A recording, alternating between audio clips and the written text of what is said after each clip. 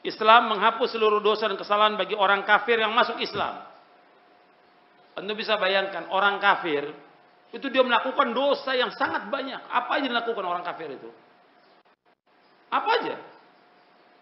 Ya, dia minum khamar, dia berzina, dia makan bangkai, berjudi dan segala macam. Dosa yang sangat banyak. Ketika dia masuk Islam, seluruh dihapuskan dosanya oleh Allah.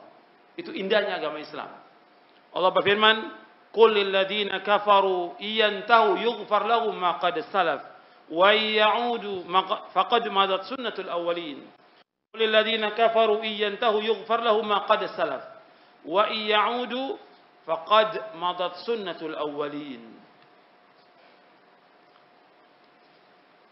Katakanlah kepada orang-orang kafir, itu Abu Sufyan dan kawan-kawannya, jika mereka berhenti dari kekafirannya, niscaya Allah akan mengampuni dosa-dosa mereka yang telah lalu, dan jika mereka kembali lagi memerangi Nabi, sungguh akan berlaku kepada mereka sunnah Allah terhadap orang-orang terdahulu. Dalam surah Al-Anfal ayat 38. Kemudian juga kisahnya Amr bin As, seorang tokoh Quraisy. Amr bin As, beliau ketika masuk Islam, ketika akan masuk Islam, dia sudah mau jabat tangan Nabi, ditarik tangannya. Sudah mau jabat tangan Nabi untuk mengucapkan 2 kalimat syahadat, ditarik lagi. Kata Nabi, "Malak ya Amr?" "Uridu an ashtarid," kata beliau. "Aradtu an ashtarid." Aku ingin memberikan syarat. Karena Amr tahu bahwa dia banyak dosa, berbuat maksiat sangat banyak waktu dia kafir. Aku memberikan syarat. "Tashtaritu bimada?" Kata Rasulullah, "Engkau memberikan syarat dengan apa?" "Qultu ayyughfarali." Syaratnya agar dihapuskan semua dosaku. Kemudian kata Rasulullah SAW, "Ama alimta annal Islam yahdimu ma kana qablahu wa annal hijrata tahdimu ma kana qablaha wa annal hajja yahdimu ma kana qablahu." Tidakkah engkau ketahui, wahai Amr bin As, bahwa Islam menghapuskan dosa sebelumnya, dan bahwasanya hijrah menghapuskan dosa sebelumnya, bahwasanya haji itu menghapuskan dosa sebelumnya. Hadis ini sahih, diriwayatkan oleh Imam Muslim. Jadi orang yang masuk Islam dihapuskan semua dosanya. Tapi kalau dia tetap tidak masuk Islam dan mati dalam keadaan kafir, maka dia kekal dalam neraka selama-lamanya.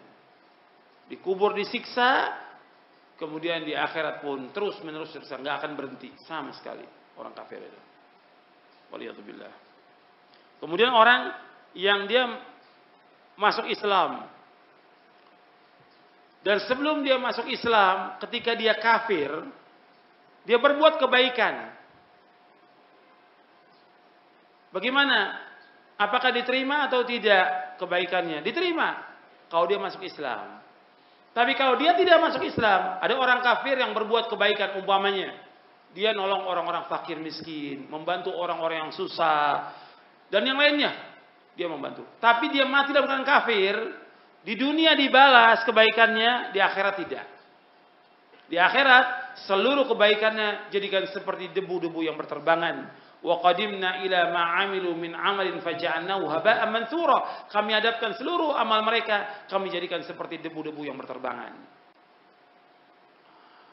Tapi kalau dia masuk Islam, maka amal ketika dia kafir dihitung semua, diberikan ganjaran.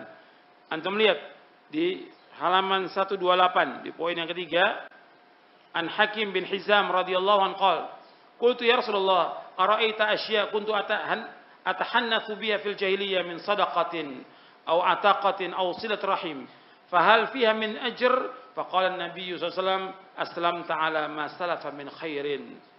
Dari Hakim bin Hizam radhiyallahu anhu, ia berkata, "Wahai Rasulullah, kabarkan kepadaku tentang perbuatan-perbuatan yang baik yang aku lakukan sewaktu aku masih jahiliyah, seperti sedekah, membebaskan budak, atau silaturahim. Apakah tetap mendapat pahala?" Maka Nabi SAW bersabda, "Engkau telah masuk Islam beserta semua kebaikanmu yang dahulu." Hadis sahih Bukhari, Muslim. Jadi orang yang berbuat kebaikan ketika dia kafir, kemudian dia masuk Islam, maka dia akan diterima oleh Allah kebaikannya. Tapi kalau dia berbuat kebaikan, dia masuk Islam, kemudian dia murtad, maka hapus seluruh amalnya. Seperti yang sudah kita baca tadi dalam surah Al-Baqarah ayat 217. Orang yang murtad, maka dihapuskan seluruh amalnya.